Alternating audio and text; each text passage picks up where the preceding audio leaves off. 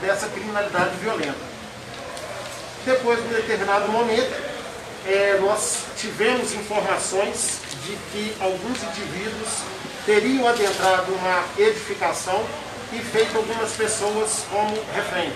A partir daquele momento, uma das nossas equipes, comandadas pelo Major Rodrigues, adentrou a essa residência, iniciou-se então a negociação através do nosso primeiro interventor e posteriormente uma equipe do BOP assumiu a negociação, onde foi encerrada com êxito, que foram o quê? A prisão dos indivíduos e a liberação imediata dos reféns.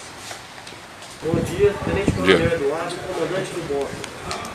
Então, logo nós recebemos todas as informações da equipe de inteligência, o BOP começou a se planejar para fazer a abordagem e impedir que ocorresse o evento. Então, logo o BOP chegou, iniciou a primeira abordagem, ocorreu a explosão e aqueles infratores começaram a efetuar disparos contra a guarnição do BOP. O BOP, para sua legítima defesa, para resguardar a sua vida, efetuou disparos de proteção da vida, onde foi atingido 3 infratores. Interessante destacar que dentro desse carro haviam 4 pessoas. Uma delas apresentava um comportamento completamente diferente. Ele não estava armado e ele estava com um comportamento como se estivesse assustado. Então essa pessoa, em razão da técnica do BOP, em razão do treinamento do BOP, ela foi preservada a todo momento. Posteriormente, nós viemos a descobrir que essa pessoa era uma vítima desses autores do crime. E aí, logo em seguida, começou-se o patrulhamento na área para ver se tinha mais algumas pessoas lá envolvidas.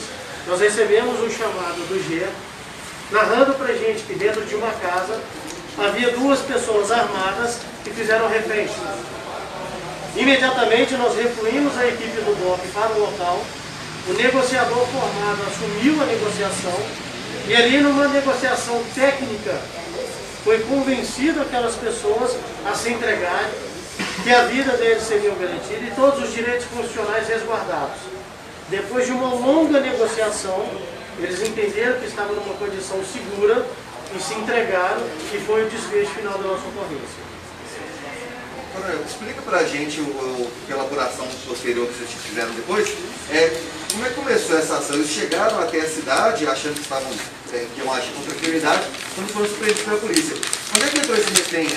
Antes, na chegada, eles sequestraram essa pessoa? Como é que foi isso? Pois é, nós não temos essa informação. O que a gente sabe é que ele estava dentro do carro, exatamente como eu narrei. E em razão do comportamento dele, causou estranheza na equipe que estava no local. Ele não explicou como é que foi a situação dele? Ele não contou tudo? No momento lá, como a gente estava todo envolvido e logo em seguida apareceu a ocorrência com o refém, nós deixamos essa ocorrência para resolver e depois inteirar os passos pormenores no final e partir para outra ocorrência. Logo em seguida de lá nós viemos para cá. Essa vítima é daqui? Que foram 2 reféns, então, esse do carro e os outros das situações de refém. Exatamente. E esse primeiro refém, vocês sabem se ele é de Divinópolis ou ele é daqui de Brumadinho? Eu não tenho... Ele é de Itaguara. Ele é de Itaguara. De Itaguara é caminho para cá, não é? Ele foi sequestrado na cidade de Itaguara por volta de 18 horas. Vamos falar então sobre a ação da participação do BOP. Aí, nessa negociação, como é que foi a saída dessas pessoas? Eles entregaram as armas? Quanto tempo eles ficaram com essas pessoas no poder delas? Olha, apareceu uma informação para a equipe do GE, um morador local que não quis que aparecesse, falou que tinha achado um comportamento estranho na casa. E assim como o Tenente Coronel Bocha falou, a equipe do GE, segundo o BPE, fez a abordagem na casa. E quando eles abordaram efetivamente a casa, eles viram que havia lá dentro 2 pessoas com arma de fogo. Eles recuaram, cercaram a casa e aí nós iniciamos todo o processo de negociação. No primeiro momento eles estavam muito nervosos, então o negociador ele começou um trabalho de acalmar as pessoas que estavam lá, sempre no intuito de preservar a vida de todos. Posteriormente eles foram se acalmando, foram criando confiança no negociador, e aí o processo de rendição seguindo os protocolos do BOP, ocorreu de forma tranquila, muito tranquila. Coronel, teve disparo dado nessa casa? Não. Em algum momento? O cápsula encontrada, alguma coisa assim? Nas imediações da casa invadida? Não. Agora, a casa ela foi invadida com qual finalidade? Isso não ficou claro para mim ainda. Eles estavam fugindo da ação que tinha começado lá na agência bancária. Então eles entraram numa casa, essa casa não é próxima à agência, são ruas após Mais ou menos uns 500 metros. Escolheram de forma aleatória. No fim do ano passado também teve uma ação de bandidos também lá em Brumadinho. Não sei se foi a mesma agência, se foi no mesmo local, o senhor tem essa informação? Não, em Brumadinho não teve ataque à caixa eletrônica. Nós temos anos que a gente não tem registro. Inclusive é uma tônica da Polícia Militar, do comando da Polícia Militar, em combater fortemente. Então não foi sequestro. Então, esse evento foi a questão da tentativa de explosão, que teria na fuga a questão de tomada de reféns. Então lá em Brumadinho, ou na região metropolitana, não vamos falar em Minas Gerais no todo, no contexto geral, é um delito que a Polícia Militar vem reprimindo fortemente.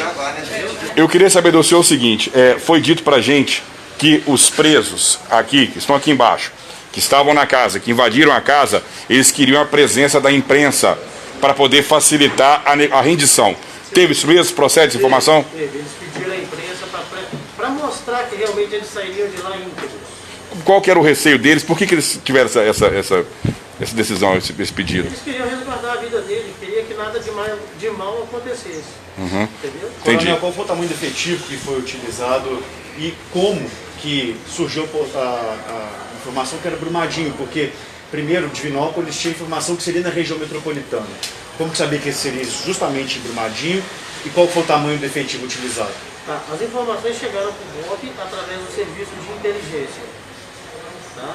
E o efetivo específico do BOP empregado foram 22 policiais militares. Senhores, as dúvidas ao seu Major Humberto ou Capitão Salles. Os senhores podem falar a respeito do perfil dos suspeitos, desses homens? Eles possuem várias passagens por homicídio, tráfico de drogas, porte ilegal de armas de fogo, e são contumados na prática de explosão de caixa eletrônica. Ele perguntou para o Tical de lá, respondeu, e a gente foi para outro quadramento, não deu. Tanto na região. Só um minutinho, repete do início de novo para mim. Só arreda um pouquinho. Salles vai responder do início, ok? Sobre a questão do monitoramento das quadrilhas. Beleza. E as passagens dos infratores. Eles possuem várias passagens, possuem passagem por porte ilegal de arma de fogo, tráfico de drogas, homicídios, e são contumados na prática de explosões de caixa eletrônica, tanto na região de Divinópolis, tanto em Minas Gerais, em toda a região aí do estado de Minas Gerais. Já deu para levantar? Só em outros estados? Nós sabemos que atua somente em Minas Gerais. Já deu para levantar se eles estavam foragidos, tinham mandados em aberto? Quando foi a última prisão? A última prisão ocorreu há 2 semanas. O mandado de prisão, uma operação que nós fizemos na cidade de Divinópolis.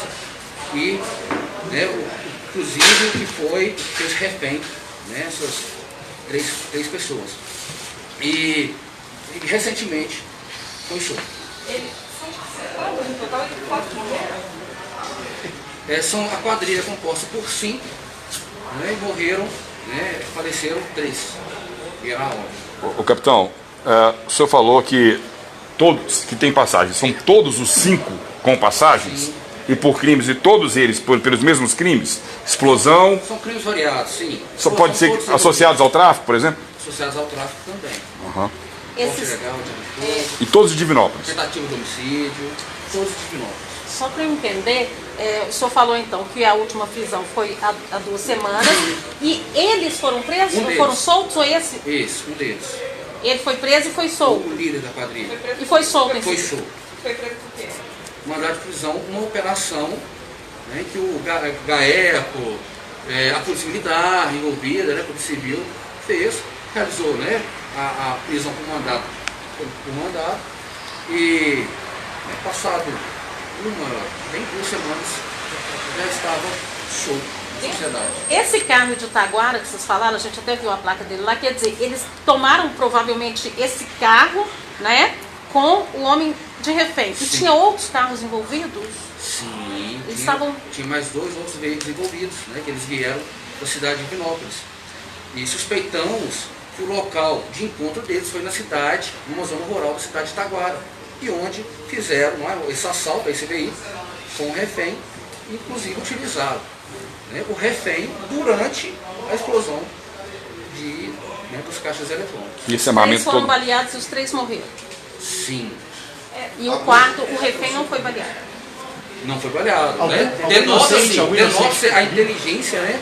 A perspicácia dos policiais militares no momento da atuação ali, que é um momento muito difícil de embate, de tiroteio.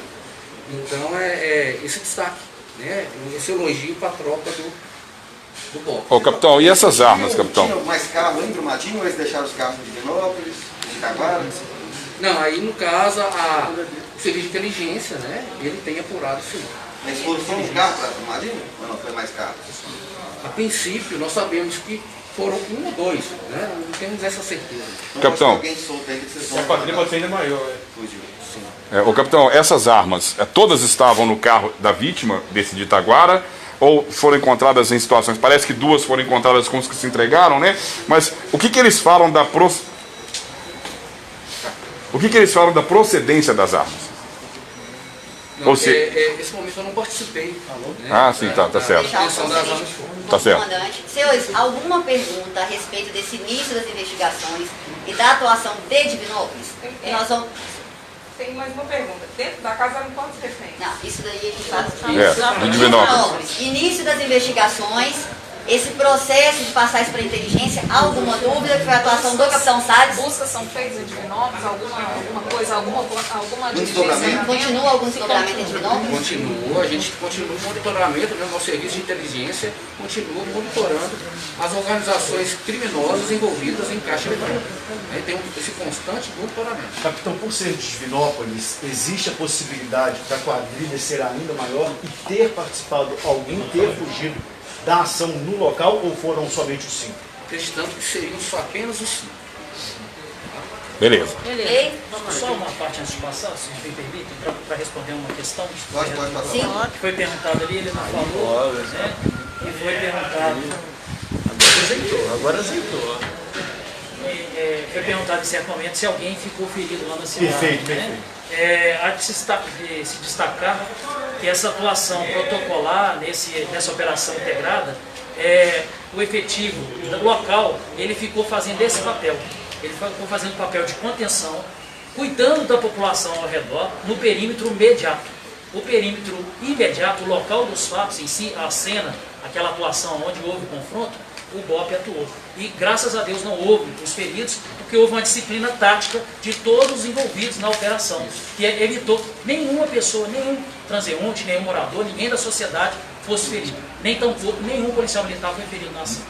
Algum outro questionamento ao seu Major Vanberg, senhores, a respeito do policiamento ordinário, policiamento do 48º Batalhão, que fez esse perímetro imediato, apoiou nesse cerco para esses populares, dessas pessoas não chegarem até o local? Algum outro questionamento?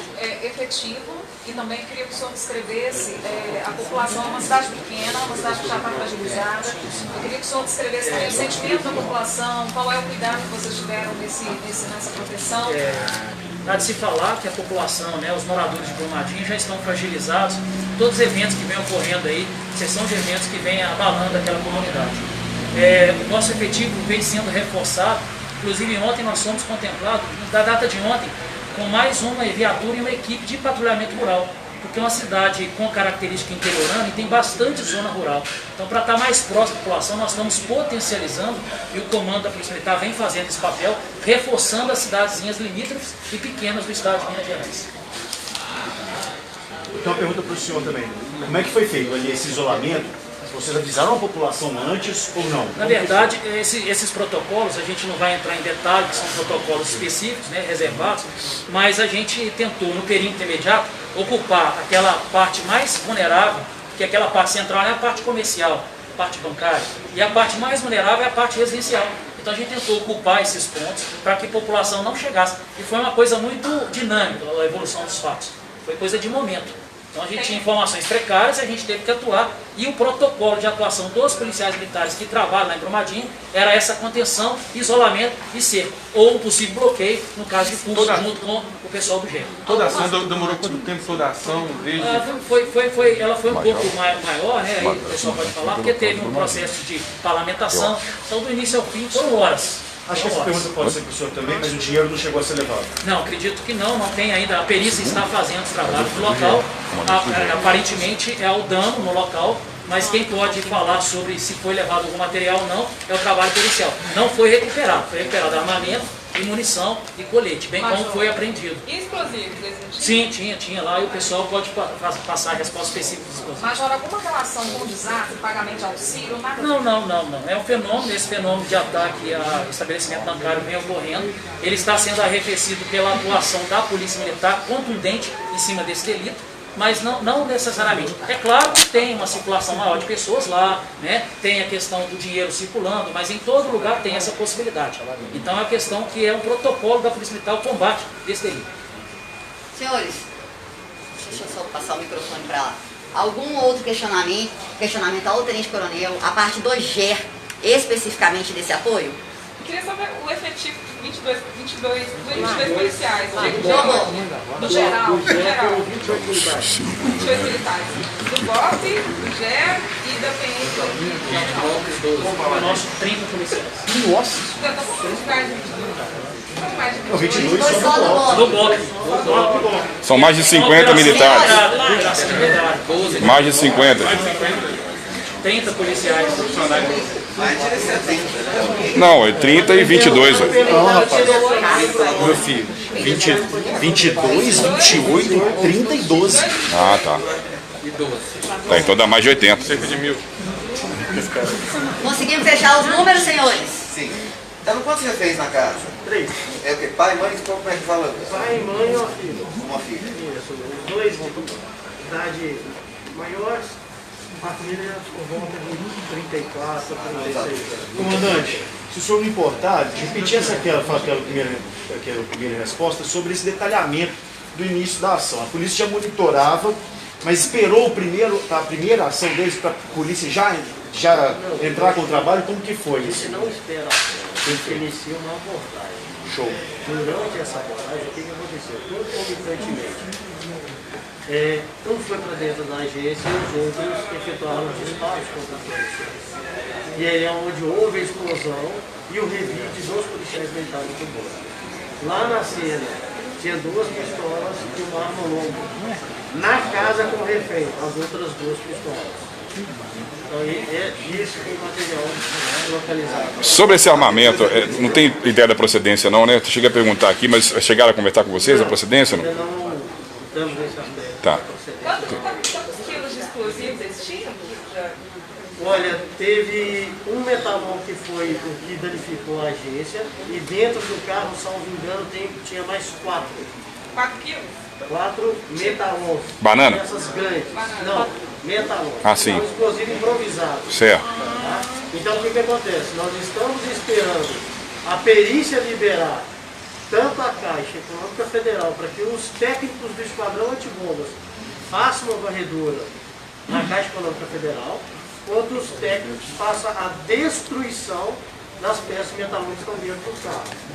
Pra gente entender, essa quantidade de explosivo é muito, é pouco, é normal? Basta ver o estrago que fez na Caixa Econômica peça com metalúrgico. Até o momento ali do sequestro, né, que eles entraram na casa das vítimas, qual foi o tempo de duração, né, que foi a abordagem, a explosão e ali essa troca de disparos? Quanto tempo mais ou menos? O fato ele teve início quase às 3 horas da manhã. Ainda não era 3 horas da manhã, terminamos agora há pouco. Quanto tempo a família ficou, eles ficaram na casa da família, os dois, com a família refém?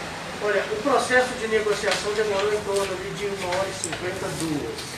Mas ainda tinha a primeira abordagem. Provavelmente umas 2h30, 3 horas. Beleza? Comandante, o que o senhor pode falar a respeito da reação mesmo? Os familiares eles estavam nervosos, os bandidos também estavam nervosos, ameaçavam Você de dentro da casa? dentro da casa. No início da negociação, como ainda está aquela situação ali de euforia, todos estão muito nervosos. Só que com toda a técnica do negociador, ele foi acalmando primeiro os infratores, a partir daí conseguiram acalmar os infratores, acalmou as vítimas, e aí sim conseguiu estabelecer um contato ali, e a conversa foi mais amigável, eles foram entendendo, sempre numa relação de confiança entre as partes, sem mentiras, sem mentidade nenhuma, e a situação foi evoluindo até que concluímos com a entrega dos dois. E uma última pergunta no meu caso, a gente fala muito em cangaço, né, o que a gente está vivendo em Minas Gerais, interior, nessas cidades do interior.